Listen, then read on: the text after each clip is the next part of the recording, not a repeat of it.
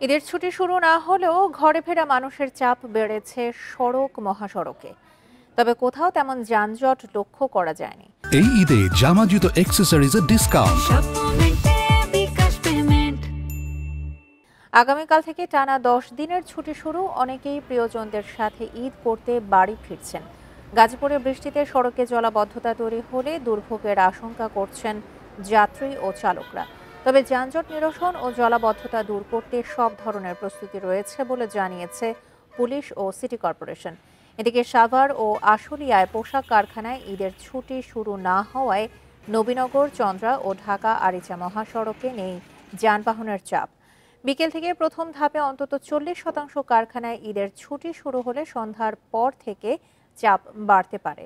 এছাড়া ঢাকা, টাঙ্গাইল, যমুনা সেতু মহাসড়কে ঘরমুখো মানুষের চাপ বেড়েছে।